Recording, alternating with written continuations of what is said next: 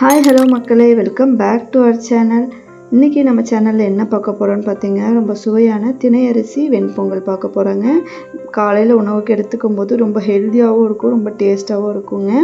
வாங்க இப்போ இந்த ரெசிபி எப்படி செய்கிறதுன்னு பார்த்துட்டு வந்துடலாம். அதுக்கு முன்னாடி எங்கள் சேனல் இப்போ தான் நீங்கள் முதல் முறையாக பார்க்குற மாதிரி இருந்துச்சுன்னா ஒரு லைக்கும் ஒரு சப்ஸ்கிரைபும் கொடுங்க.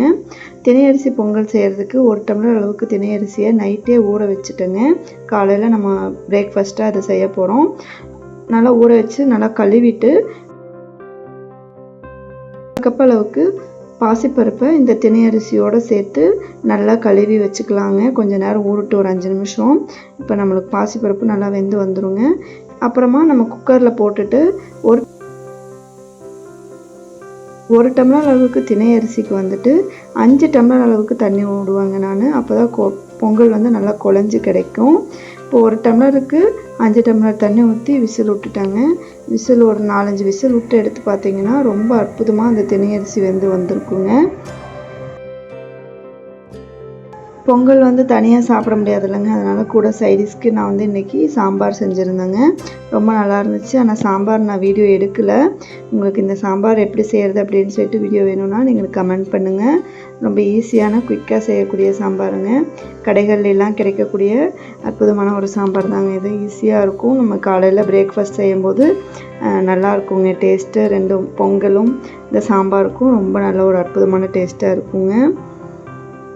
ரெடியானோன்னா நல்லா அதை வந்து கடைஞ்சி நம்ம எடுத்து வச்சுக்கலாங்க.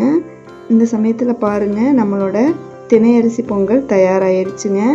பொங்கல் நல்லா பாருங்கள் குழஞ்சி மேலே வந்து கொஞ்சம் தண்ணி விட்ட மாதிரி இருக்குங்க. ஆனால் நீங்கள் தண்ணி நிறையா ஆயிடுச்சோன்னு நினச்சிக்க வேண்டாம். நல்லா கிண்டி விட்டிங்கன்னா நல்லா உங்களுக்கு வந்து பொங்கல் பதத்துக்கு வந்துடுங்க. இந்த சமயத்தில் தான் நம்ம தாளிக்க போகிறோம். அடுப்பில் ஒரு கடாயை வச்சுட்டு ஒரு 2லேருந்து 3 டீஸ்பூன் அளவுக்கு நெய் சேர்த்துக்கலாங்க.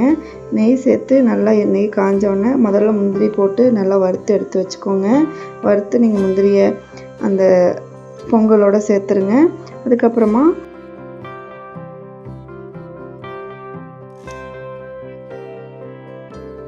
அதுக்கப்புறமா கொஞ்சம் நம்ம எடுத்து வச்சுருந்த பாதாம், சீரகம், குருமிளகு, கொஞ்சமாக பெருங்காயத்தூள், கருவேப்பிலை எல்லாமே போட்டு நல்லா வறுத்துட்டு அதே நம்ம இந்த திணை அரிசி பொங்கல் ரெடி ஆகிருக்கணுங்க அதில் போட்டு நல்லா கிண்டி விட்டுடலாங்க.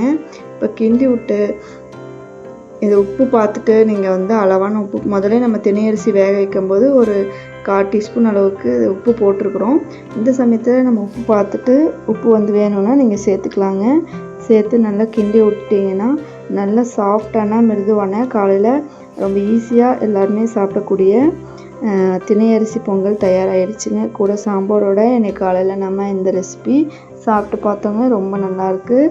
கண்டிப்பாக உங்களுக்கு இந்த ரெசிபி பிடிச்சிருந்துச்சுன்னா ஒரு லைக்கும் ஒரு சப்ஸ்கிரைபும் கொடுங்க. தேங்க்யூ ஸோ மச் ஃபார் வாட்சிங் திஸ் வீடியோ. தேங்க்யூ.